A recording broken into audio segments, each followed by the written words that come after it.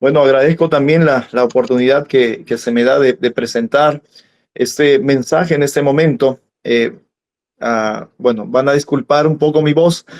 Me sentí un poco afectado por la gripe después de estar en Mississippi, ah, y por el trajín que se hizo de las campañas, pero bueno, ya gracias a Dios estamos mejor. Los bautismos también que hubo en Mississippi. También en Tampa hubo bautismos, gracias al Señor.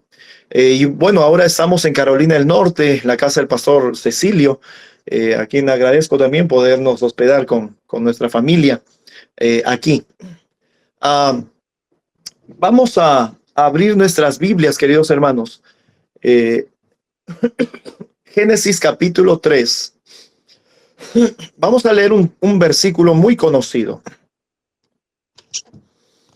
Génesis capítulo 3. Dicho sea de paso, vamos a hablar un asunto en el cual a nosotros nos involucra respecto a la segunda venida de Cristo. Y vamos a usar vamos a empezar leyendo Génesis capítulo 3, versículo 15. Yo sé que hemos orado ya. Permítame, por favor, hacer una oración antes de darle lectura a la palabra de Dios también. Padre nuestro que estás en los cielos, santificado sea tu nombre. Gracias, Padre, por permitirnos hacer uso de tu palabra. Señor, dirijas nuestros pensamientos, dirijas nuestros labios, Señor, y que nuestros corazones estén apercibidos para recibir tu Santo Espíritu en nosotros. Por favor, ayúdanos y bendícenos con tu presencia en nosotros. En el nombre de Jesús te lo pedimos. Amén, Señor. Génesis 3:15 es muy conocido por ser la primera profecía mesiánica o la primera promesa del Mesías. Es muy conocido esto. Y miren lo que dice: y pondré enemistad entre ti y la mujer, y entre tu simiente y la simiente y su simiente. Él te herirá en la cabeza y tú le herirás en el calcañar. Si como adventistas hemos llegado a entender lo que Génesis capítulo 3, versículo 15 expresa, necesitamos también comprender que no termina solo con la primera venida de Cristo. Les voy a hablar como adventista desde que nací: colegio adventista, escuela adventista, universidad adventista, la facultad de teología. Y por lo general este versículo se presentó como que su término, su cumplimiento o su fin es en la primera venida de Cristo. Pero si notamos, queridos hermanos, Cristo tiene que herir la cabeza de la serpiente. ¿Cuándo es que se cumple totalmente Génesis capítulo 3, versículo 15?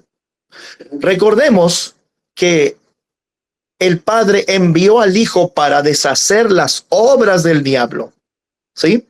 Para eso envió el Padre al Hijo. Pero lo que nos menciona aquí la palabra de Dios es la estocada final. Es el darle un fin. Hay una palabra para finiquitar, no quería redundar, ¿sí? Para finiquitar la existencia de la serpiente. Y ya lo estaba respondiendo el pastor Cecilio aquí.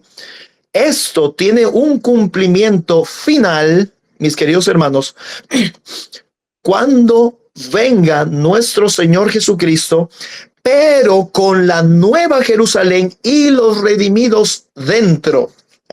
Así que Génesis capítulo 3, versículo 15, no corresponde solo a la primera venida de Cristo, sino también a la segunda venida y luego cuando descienda la nueva Jerusalén, o por qué no llamarle la tercera venida de Cristo en la nueva Jerusalén y los redimidos dentro de la nueva Jerusalén.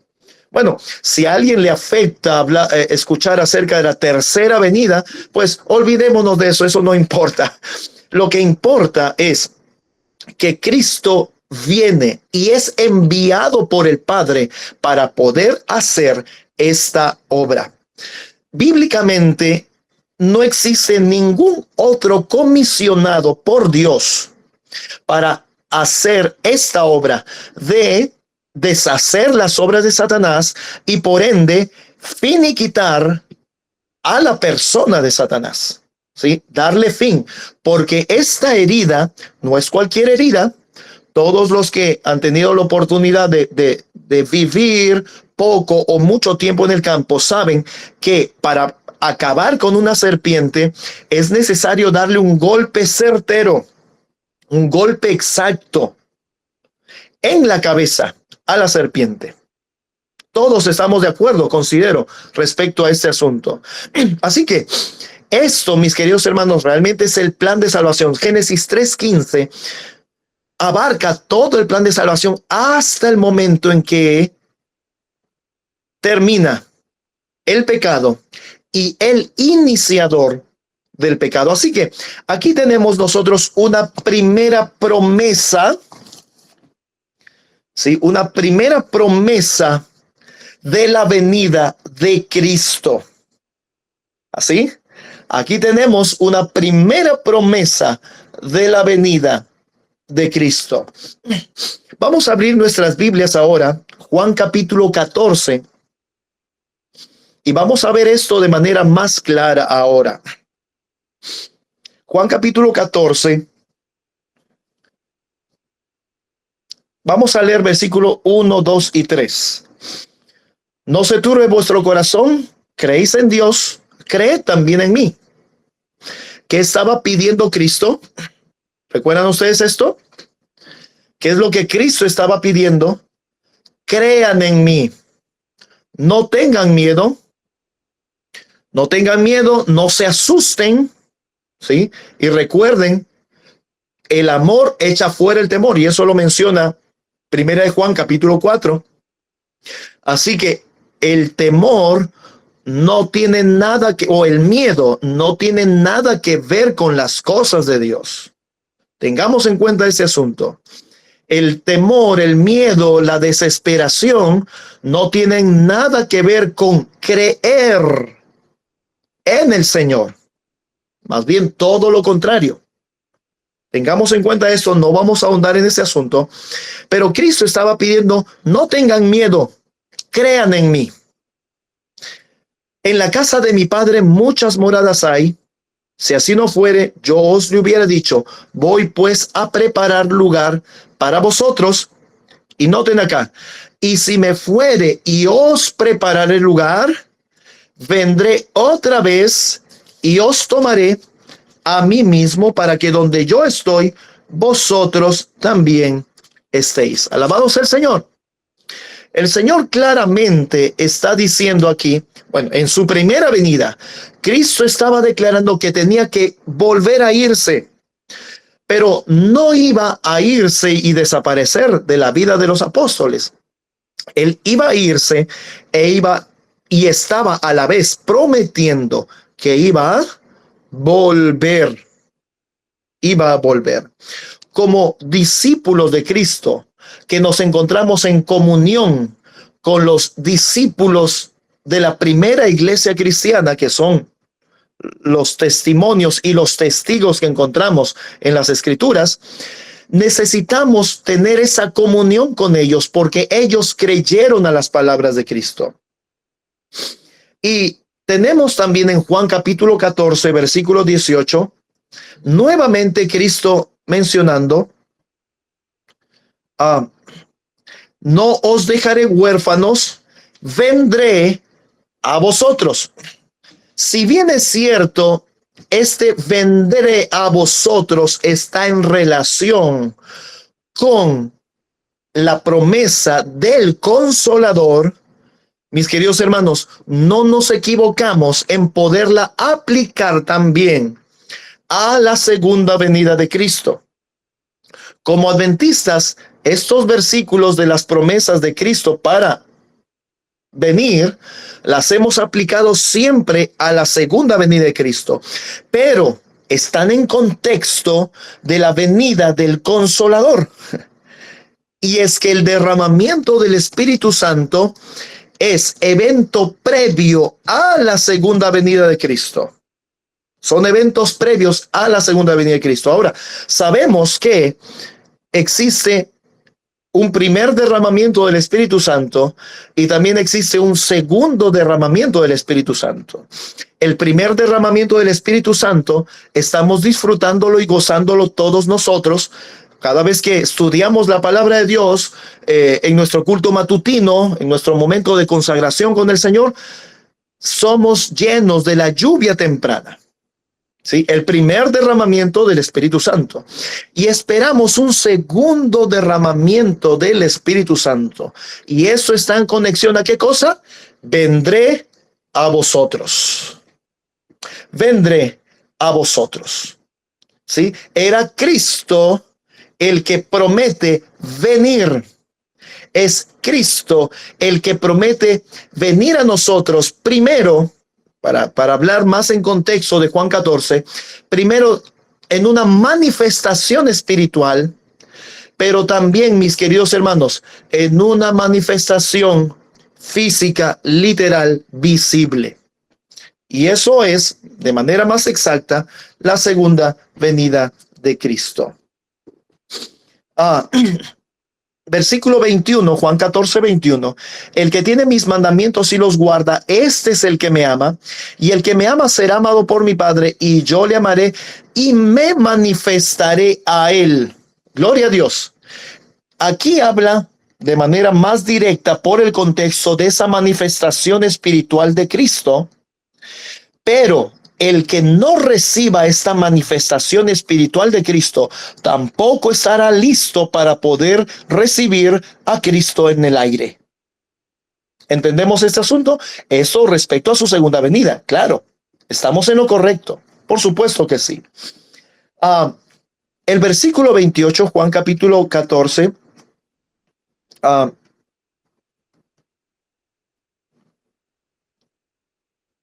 No, perdón, el versículo 23, no el 28, el 23.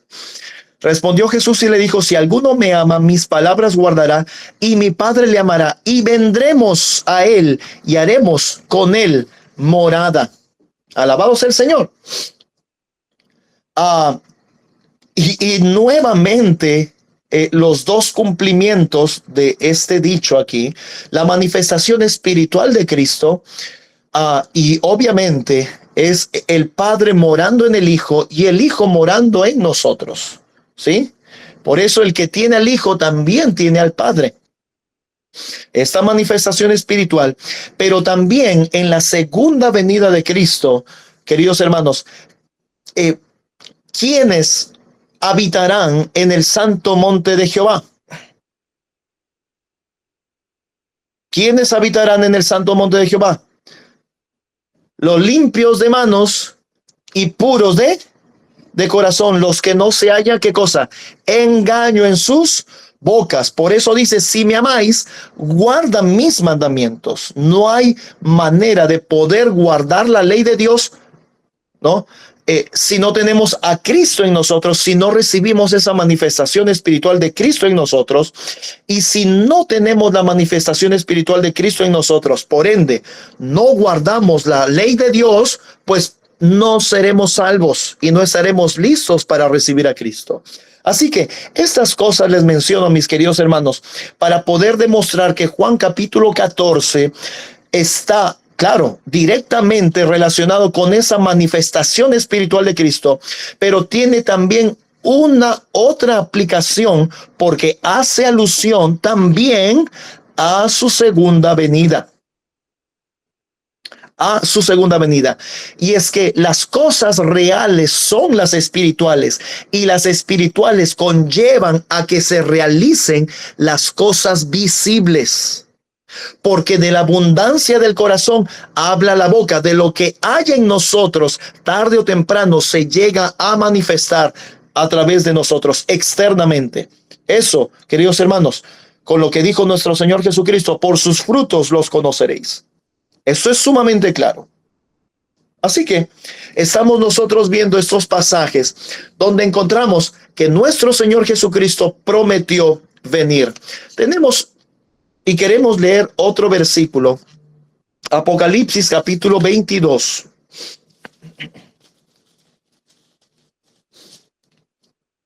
Apocalipsis capítulo 22, el versículo 20.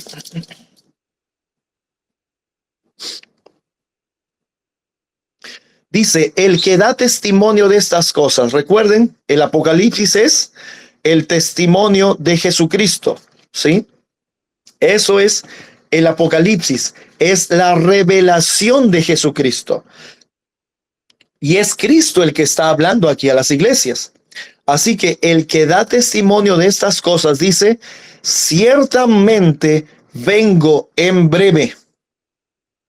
Miren, ciertamente vengo en breve. Amén. Así sea. Ven, Señor Jesús. Escribió luego el apóstol Juan, ¿no? Como el deseo que el Espíritu le movía a su ser a esperar, anhelar el pronto advenimiento de nuestro Señor Jesucristo. ¿Sí? Y como habíamos dicho en un comienzo, los discípulos, los apóstoles creyeron en la promesa de Cristo. Creyeron lo que hemos leído de Juan capítulo 3, versículo 15. Cristo tiene que venir para finiquitar la historia del pecado y al iniciador del pecado. Cristo tiene que venir, vino para esa primera venida. Luego vino espiritualmente para estar con todos, con cada uno de nosotros hasta el fin. Y esto, Mateo capítulo 28, los últimos versículos, pues, se manifiestan así, y estaré con vosotros hasta el fin, ¿no? Lo dijo Cristo. Y en ese mismo contexto de la venida espiritual de Cristo, pues, esa otra aplicación también hay de la segunda venida de Cristo en una forma visible. Y luego la otra venida de Cristo con la nueva Jerusalén, ¿no? Y los redimidos dentro de la Jerusalén para erradicar nuestro mundo de pecado y purificar a nuestro mundo, a este planeta. Tenemos en 1 Tesalonicenses capítulo 4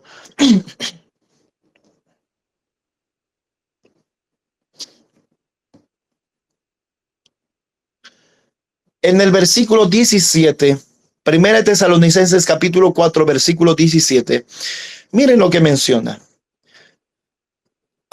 Leamos desde el 16. Porque el Señor mismo con aclamación, con voz de arcángel y con trompeta de Dios descenderá del cielo, y los muertos en Cristo resucitarán primero. Luego nosotros, los que vivimos, los que hayamos quedado juntamente con ellos, seremos arrebatados en las nubes para recibir al Señor en el aire, y así estaremos siempre con el Señor. Los apóstoles creyeron en la promesa de Cristo y la creyeron para sus días, lo creyeron para su tiempo. Y por eso el apóstol Pablo aquí escribe como que la venida de Cristo sería para sus días. Y es que la inspiración nos recomienda a que, que como pueblo de Dios debiéramos siempre vivir expectantes respecto a la segunda venida de Cristo, siguiendo la secuencia de las profecías, ¿no? Viendo los movimientos de los poderes en este mundo, pero obviamente no creyendo al hombre, sino creyendo a lo que el Señor ha manifestado ya en su palabra. Y es que no debiéramos confiarnos, queridos hermanos, de todo lo que las noticias lo mencionan, sino que todo debiéramos ponerlo bajo la lupa de la inspiración. Y eso es lo que a nosotros debiera movernos. Ahora, avanzando un poco en lo que la inspiración manifiesta, los adventistas Ellos creían que Cristo vendría para 1844. Pero antes de pasar a este asunto, pregunto, ¿se equivocó el apóstol Pablo al escribir estas cosas? ¿Será que estas cosas él las inscribió no por inspiración y las escribió por su propia cuenta? ¿Por eso Cristo no vino para su tiempo? ¿Hay error en esto? ¿Cómo de nosotros necesitamos comprender el hecho que los apóstoles y la expresión aquí del apóstol Pablo de 1 Tesalonicenses 4:17 respecto a la venida de Cristo para sus días? ¿Cómo debiéramos reaccionar nosotros frente a esto? ¿Cómo debiéramos tomarlo? Los adventistas en su inicio, nuestros pioneros creyeron también que Cristo vendría un 22 de octubre de 1844. Hay muchos que nos señalan por estas cosas. Hay muchos que con burla o usan este asunto, queridos hermanos, que nosotros conocemos como el gran chasco, para señalarnos como una falsa iglesia que no tiene la verdad de Dios. Si esto es correcto decir del inicio de nuestra iglesia, entonces deberíamos aplicarlo lo mismo a lo que los apóstoles y las expresiones como la que hemos leído de Pablo aquí en 1 Tesalonicenses 4, pues deberíamos juzgarla de la misma manera. Por ende, no sería cosa inspirada, sería error o cosa falsa. Hay algo que nosotros necesitamos entender de ese asunto. Voy a leer algunas citas y esto se lo digo, queridos hermanos, para meditar respecto a esto. Voy a leer algunas citas de la sierva del Señor. La primera, Testimonios para la Iglesia, el tomo 1, páginas 131 y 132, dice: se me mostró el grupo presente en la conferencia, dijo el ángel, algunos serán alimento para los gusanos, algunos, dice, algunos sufrirán las 7 últimas plagas, algunos estarán vivos y permanecerán sobre la tierra para ser trasladados en la venida de Jesús. Y nosotros decimos, wow, qué tremendo. Hay algunas personas que han hecho algunas investigaciones y mencionan como que todavía hay algunos que permanecen con vida para este tiempo cuando los adventistas predicaban estas cosas. Algunos mencionaban como que la nieta de la hermana Elena todavía estaba viva y bueno, como que esta cita se refería a ese asunto, ¿no? Por eso algunos estarán vivos y nosotros nos detenemos un poquito, queridos hermanos.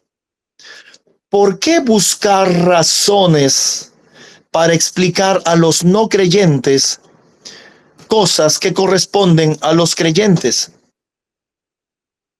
Ya vimos el testimonio de 1 Tesalonicenses capítulo 4. Ya lo vimos. Y estamos leyendo ahora nosotros el testimonio de los inicios de nuestra iglesia adventista. Mis hermanos, ¿que hay algo que necesitamos meditar respecto a esto? Claro que sí. Dios mediante, hoy vamos a ver un poco acerca de eso. Pero no tenemos por qué estar explicando estas cosas a aquellos que no quieren creer. Así que las cosas son claras y la Biblia expresa, en el espíritu de profecía se expresan cosas como en la Biblia se expresaron también. Si no creemos algunos testimonios, pues tampoco deberíamos creer al otro testimonio, porque estamos hablando de la misma situación. Cristo aún no ha venido de manera literal, visible a nuestro mundo. Es así de simple y sencillo. Otra cita también de Testimonios para la Iglesia, ahora en el tomo 3, la página 159. de 1872. Dice: puesto que el tiempo es corto, debiéramos trabajar con diligencia y doblada energía. Nuestros hijos quizás nunca entren a la universidad. Wow. Y ya los hijos de la sierva del Señor que quedaron con vida, ¿no? Y no murieron por las enfermedades, ya también pasaron al descanso. Pero miren estas cosas que escribía la sierva del Señor. La carta 48 de 1876 dice: no es realmente sabio tener hijos ahora, dice. El tiempo es corto. Están sobre nosotros los peligros de los últimos días y los hijos pequeños serán mayormente arrebatados antes de esto. Cosas realmente interesantes. Y por favor, algunos de estos detalles, como el tema de estudios y el tema de tener hijos, se ha llevado a extremos. Mis queridos hermanos, ningún extremo es bueno. Ninguno. Así que necesitamos leer. Yo estoy dando citas recortadas, ¿sí? Porque estamos mostrando algo. Y dicho sea paso, esto lo encontramos también en eventos de los últimos días. Y estas citas así cortas, con esto estamos demostrando que lo mismo que sintieron los pioneros en su tiempo, los pioneros adventistas, sintieron los apóstoles para su tiempo. Y ellos pasaron al descanso, mis queridos hermanos, pasaron al descanso y no vieron el cumplimiento de la promesa de Cristo. Y ellos predicaron la venida de Cristo para sus días. El pueblo adventista en su inicio predicó la venida de Cristo para sus días y Cristo todavía no ha venido. Una cita más. La Revión Gera, el 31 de julio de 1888. Vendrá la hora, no está muy lejana, y algunos de nosotros que ahora creemos estaremos vivos sobre la tierra y veremos el cumplimiento de la predicción y oiremos la voz del arcángel y la trompeta de Dios que resuena sobre la montaña, la llanura y el mar hasta las partes más distantes de la tierra. ¡Wow! Por esta declaración, Elena de White no es profeta del Señor. Y el apóstol Pablo, por lo que declaró, ¿no será apóstol de Jesucristo? ¿Habló sin ser inspirado en esta ocasión? ¿Qué es lo que necesitamos comprender, mis queridos hermanos? ¿Qué cosa nos estará diciendo el Señor con lo que la inspiración manifiesta que aparentemente no se ha cumplido? Visiblemente no se ha cumplido. Y es que hay un asunto, mis queridos hermanos, hay un asunto. Los discípulos y los apóstoles trabajaron fuerte y duramente, trabajaron mucho. El avance de la obra del Señor en el tiempo apostólico fue tremendo. El sacrificio que ellos hicieron, la cantidad de viajes que ellos realizaron para ir y predicar el evangelio y confirmar a los hermanos en otros lugares, fue tremendo. El apoyo que se recibía de parte de las iglesias también fue grande. Todos hacían la obra que el Señor les había encomendado hacer. Pero el Señor no vino en ese tiempo. Y nos preguntamos por qué. El testimonio de los pioneros de nuestra iglesia también fue tremendo. Creo que nosotros hoy en día no hemos podido superar el testimonio de lo que vivieron o hicieron en vida los pioneros de nuestra iglesia. Y el adventismo creció y el mensaje del advenimiento de Cristo llegó a todas partes del mundo. Y el Señor todavía no ha venido. Así que vamos a entender un poco ahora, leyendo algunas citas, las razones que necesitamos tener en cuenta por las cuales el Señor aún no ha venido. Testimonios para la Iglesia, tomo 2, de la página 194, de 1868. Dice la inspiración: la larga noche de lobreguez es angustiosa, pero se posterga la mañana por misericordia, porque si el maestro viniese, muchos serían encontrados sin preparación. Sin preparación. ¿Qué es lo que necesitamos hacer? Estar preparados. Por eso mencionamos que el sábado, la recepción del sábado, es una práctica, es un símbolo que predica para nosotros, ¿qué cosa? La preparación. Siempre se nos ha enseñado, y la Biblia lo menciona también, que hay que estar preparados para el sábado y recibir el sábado de puesta a puesta del sol. Esa recepción del sábado, mis queridos hermanos, no es un asunto de recibir 24 horas del día. Esa preparación para la recepción del sábado es, queridos hermanos, recibir a Cristo en nuestras vidas. Esa es la preparación, y la recepción del sábado nos ayuda, es el ejercicio espiritual que nos ayuda, nos viene predicando que necesitamos estar listos a tiempo para recibir a Cristo en nosotros. ¿Se entiende este asunto? Es algo que necesitamos nosotros tener muy en cuenta. Por eso se recomienda recibir el sábado. Se recomienda practicar, ¿qué cosa? El culto en casa, en la puesta del sol. Así que la primera razón por la cual el Señor aún no ha venido es por misericordia.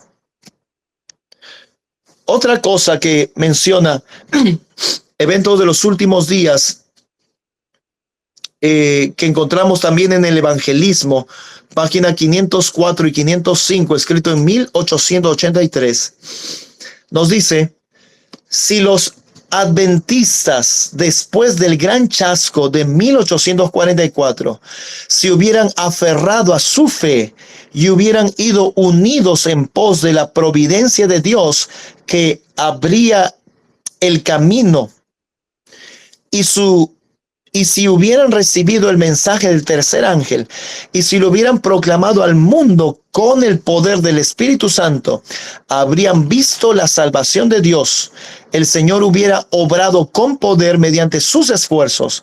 La obra se habría terminado y Cristo habría venido para recibir a su pueblo y darle su recompensa. No era la voluntad de Dios que se demorara así la venida de Cristo. ¿Qué pasó? ¿Qué pasó aquí? Un descuido.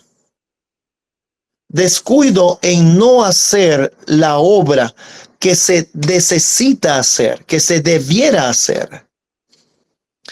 Todo el cielo está dispuesto a poder ayudar al pueblo de Dios a hacer la obra que tiene que hacer.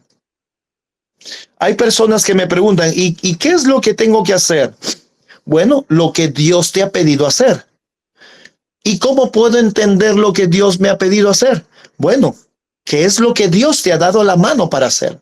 ¿Cuáles son los dones? ¿Cuáles son los talentos que Dios te ha dado? Eso es lo que el Señor te ha dado para hacer, para el crecimiento, fortalecimiento y edificación del cuerpo de Cristo. Eso es lo que tienes que hacer. Si tienes talento para la enseñanza, pues gloria al Señor, enseña la palabra. Si el Señor te ha dado el don de la predicación, gloria al Señor, predica.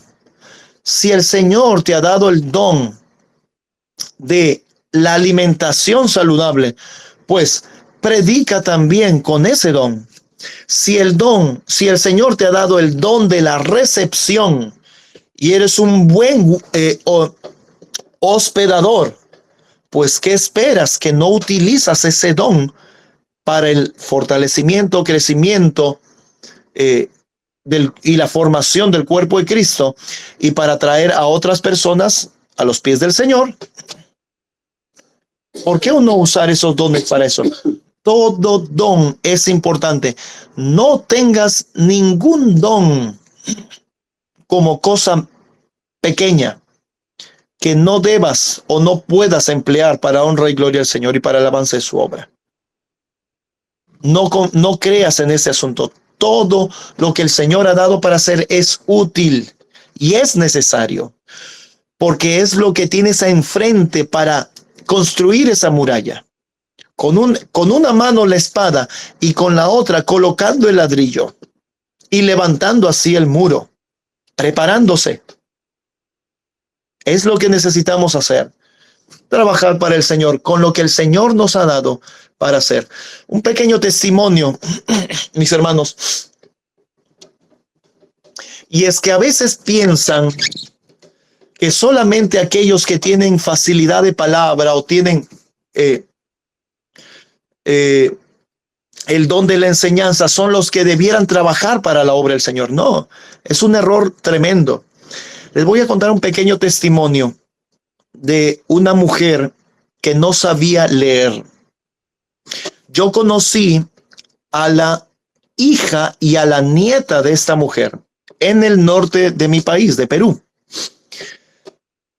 Este testimonio es de la siguiente manera. Esta hermana no sabía leer, aceptó el evangelio, se bautizó en la iglesia adventista y ella le pedía al Señor que le ayude a poder ganar almas para el reino de los cielos. Y ella todas las tardes, cuando el sol bajaba, ¿no?, que sería como las 4 de la tarde, 3:30, 4 de la tarde, allá por lo menos en Perú, ella se iba a la pequeña plazuelita, ¿no?, como un parquecito, ahí en el medio del pueblo donde ella vivía, en el norte del Perú, y se sentaba y se ponía a orar con su Biblia, y ella se ponía a orar. Señor, la persona que se siente aquí a mi lado, dirígela tú, tráela tú. Así estaré segura, decía ella, que a esa persona yo tengo que predicarle el evangelio. Así que toda persona que se sentaba al lado de ella, ella le predicaba el evangelio. ¿Y de qué manera una persona iletrada, ¿no?, que no sabía leer, podía predicarle con una Biblia el evangelio a otra persona? Esta hermanita, el Señor le dio sabiduría para pedirle a sus nietos que le ayuden a marcar todos los textos bíblicos de un tema con un solo color. Así que ella tenía todos los versículos, por ejemplo, que hablaban de la segunda venida de Cristo, del color amarillo, un ejemplo.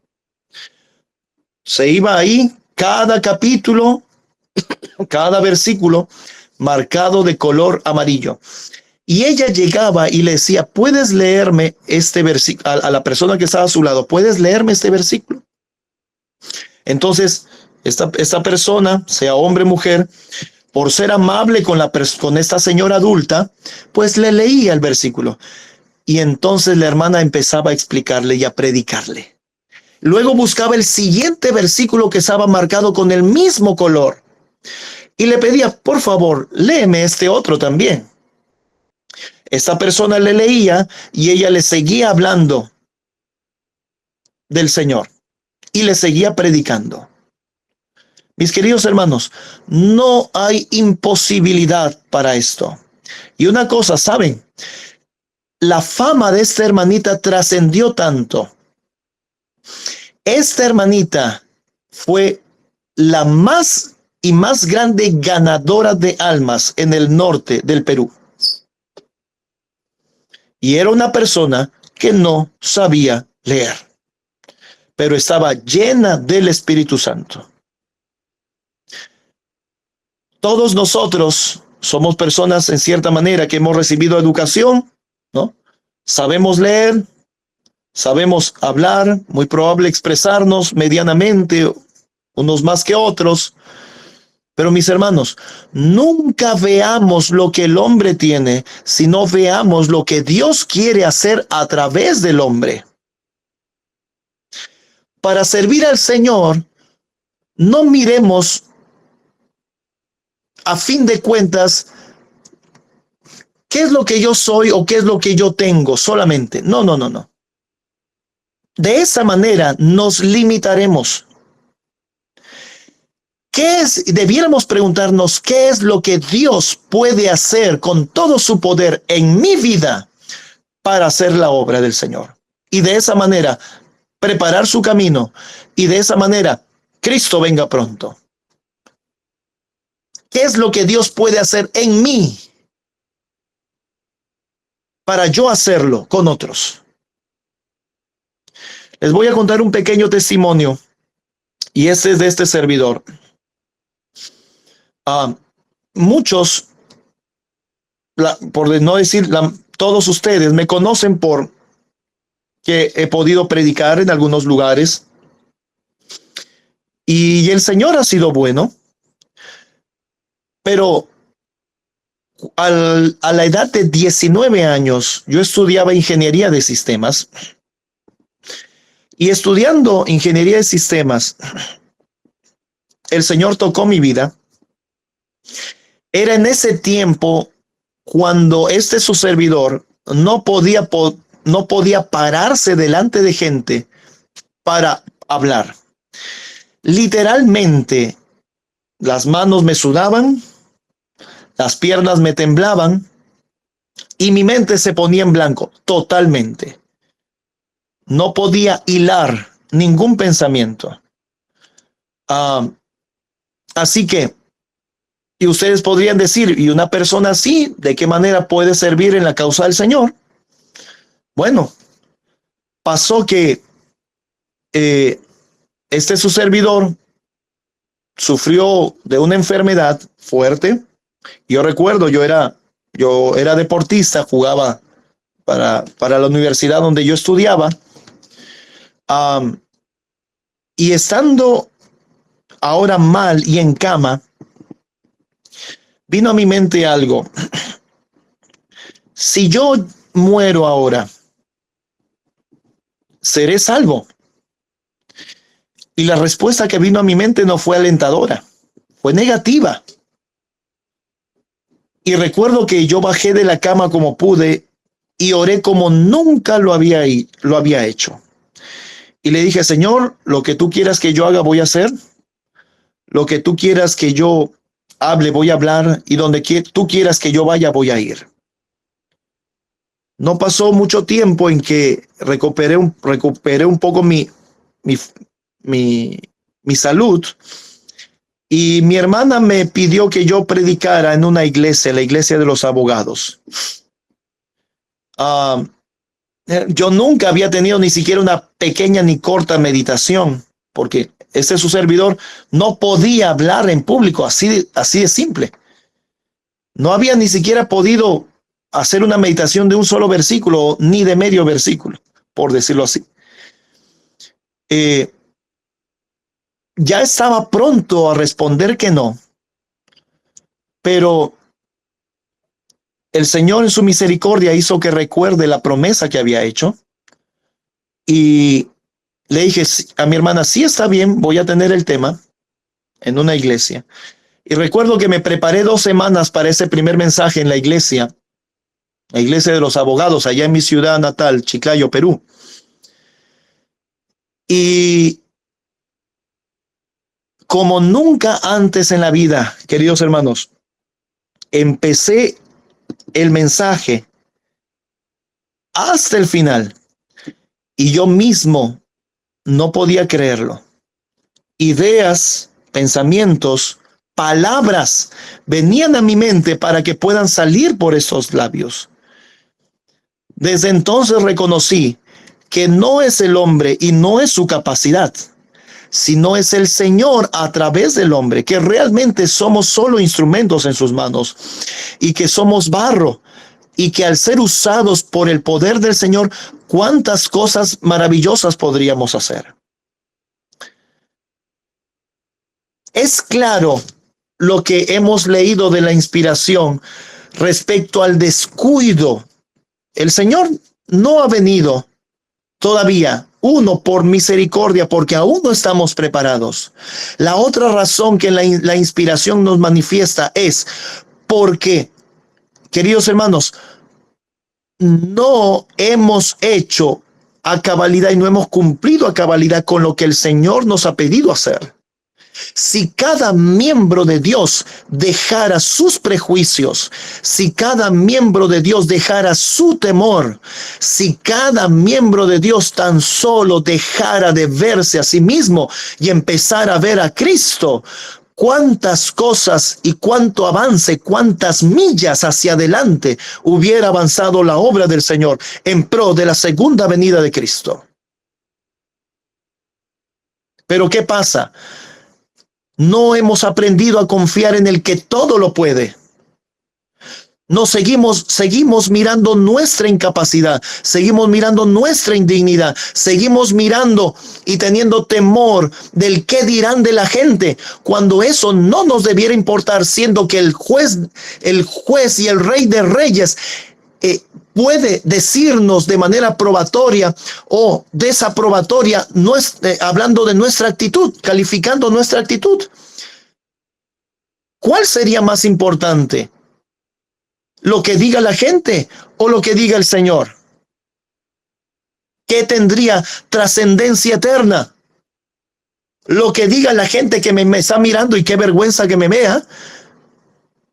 ¿O lo que diga el Señor de mí? Yo creo que eso es bastante claro para con nosotros, mis queridos hermanos. Dejemos de mirarnos a nosotros mismos. Lo que pasó para el pueblo adventista, hay citas de la hermana Elena que mencionan que en un par de años después de 1888, en un par de años Cristo hubiera regresado, escribió la sierva del Señor. Pero ¿qué pasó? El orgullo en el corazón de los que formaban parte del cuerpo de Cristo, la falta de unidad, la falta de misericordia, la falta de amor, el desprecio que se manifestó con los pastores Jones y Wagoner. Dice la sierva del Señor, estuvimos en las fronteras de Canaán, ya por cruzar el río. ¿Y qué pasó? Por estas cuestiones volvimos al desierto. No permitas que tu vieja naturaleza impida lo que el Señor quiere hacer en tu vida y a través de ti, para honra y gloria de Dios y para salvación de muchos. No permitas que el Señor no obre de la manera que Él quiere obrar en tu vida. Para Dios no hay nada imposible. Y necesitas hacer, siempre que me preguntan, yo respondo siempre lo mismo, que debiéramos hacer lo que Dios nos ha pedido hacer, porque no todos son evangelistas, no todos son maestros, no todos son colportores, no todos son hermanos que van de puerta en puerta, no todos son aquellos que extienden la mano al prójimo, no todos tienen esa responsabilidad frente al Señor y a su obra. Lo que tienes a la mano por hacer es lo que tienes que hacer. Y yo voy a pedir algo, queridos hermanos. No nos pregunten a nosotros los hombres qué es lo que ustedes tienen que hacer respecto a la obra de Dios. Tienes a un Dios vivo y Él está dispuesto a poderte responder. Así que de esta manera, humíllate delante del Señor y búscale con oración, con meditación, estudio de su palabra, con ayuno, y pide que Él te muestre lo que tú debes hacer. Hay mucha gente que busca a veces un poco de, ¿cómo podríamos decir?, de publicidad. Y dicen, yo quiero hacer como ese que está allí, y están mirando una pantalla. Yo quiero hacer lo mismo, yo quiero ser así, yo quiero. Y Dios te está pidiendo que seas esto. El Señor te está pidiendo que hagas eso. ¿Cómo sabes que el Señor te pide lo mismo que el hermano está haciendo? ¿Cómo sabes eso? Necesitamos, queridos hermanos, cada uno volvernos al Señor y pedir en oración que Él nos muestre qué es lo que tenemos que hacer. Cuando acepté la verdad del Padre y el Hijo con mi familia y tuvimos que retirarnos de un ministerio, con mi esposa dijimos, ¿y ahora qué hacemos? ¿Y a dónde nos vamos? ¿No? Y saben una cosa, en mi corazón tenía la seguridad de lo que teníamos que hacer. Tenemos que predicar. No nos recibirán en una iglesia nominal, pero en casa podemos hacerlo. Y saben una cosa, Dios empezó a traer gente a la casa. Cada sábado hasta el día de hoy, ¿no? Y ustedes posiblemente conozcan las transmisiones que hacemos en vivo de los cultos cada sábado. Por la misericordia del Señor, hay personas que vienen y reúnen con nosotros cada sábado. Y ya no solo somos 4, a veces llegamos a ser 10, 12, 15, 18 personas en casa, una casa pequeña. ¿Y quién hizo eso? Lo hizo el Señor. Cuando se sabe qué es lo que uno tiene que hacer, hay bendición. Y el Señor dirige las cosas. Así que, querido hermano y hermana, el Señor viene. De eso estamos seguros.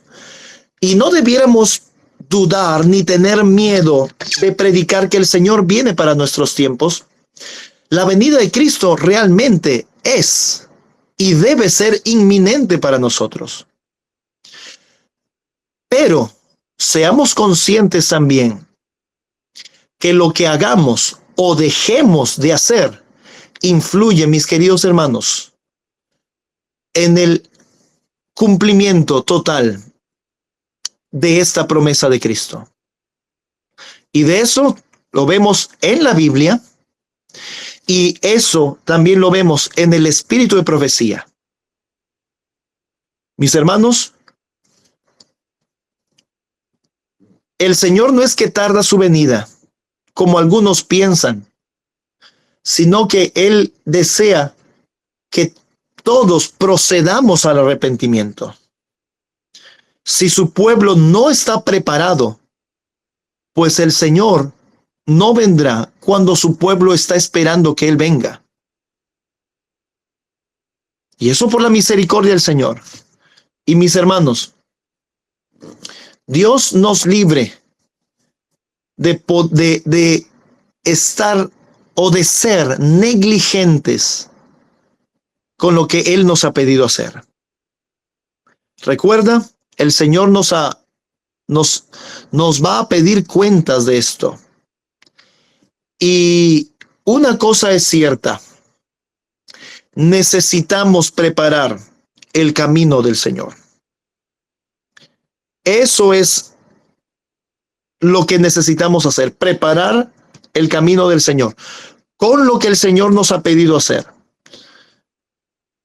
Y eso, queridos hermanos, no nos olvidemos que con nosotros o sin nosotros o a pesar de nosotros, Cristo vendrá.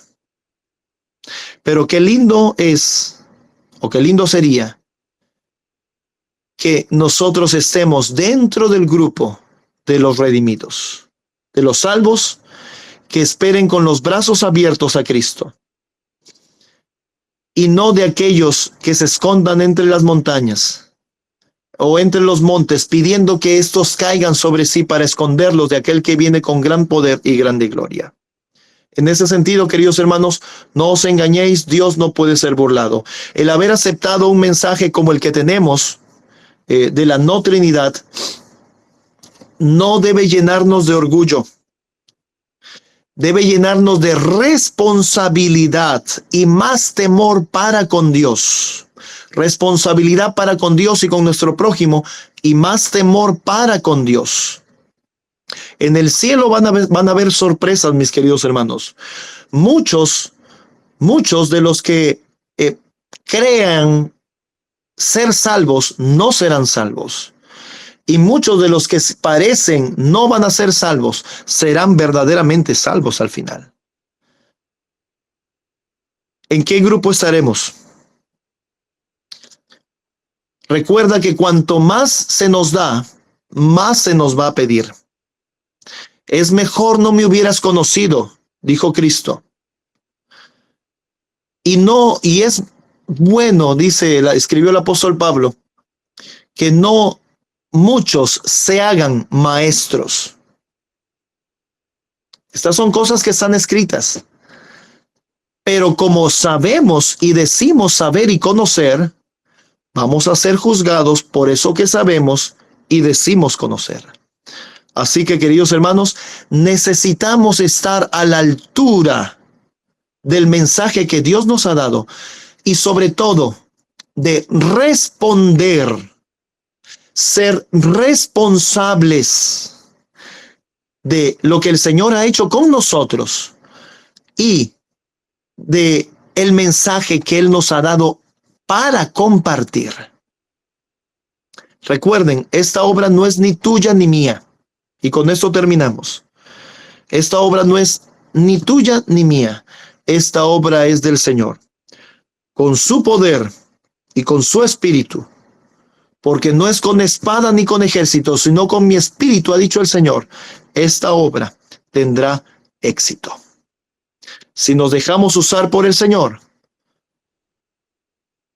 mis hermanos, participaremos del éxito que ya está asegurado para esta obra, este plan de salvación perfecto que el Padre y el Hijo elaboraron. Que el Señor les siga bendiciendo, mis queridos hermanos, y que sea hoy por hoy y más que antes, Maranata. Un abrazo grande a la distancia. Amén. Gloria a Dios. Hermano Carlos, ¿pudiera cerrarnos con una oración para darle ya final al estudio? Claro que sí, vamos a orar. Padre nuestro que estás en los cielos, santificado sea tu nombre, oh Señor. Gracias, Padre, por tu palabra. Gracias por tu inspiración, Señor. Y gracias, Padre, porque nos motivas a hacer lo que necesitamos hacer. Por favor, bendice a cada hermano y cada hermana en la decisión que está tomando. Y Señor, por favor, no permitas que el enemigo los lleve a extremos, ni a la derecha ni a la izquierda. Señor, que ellos puedan estar en tus caminos, en el equilibrio que tú, Señor, das a través de tu palabra y con tu espíritu. Por favor, Señor, sigue dirigiendo tu obra. Eso nos asegura que seguirá teniendo éxito para tu honra y tu gloria. En el nombre de Jesús te lo pedimos. Amén, Señor bendito. Amén.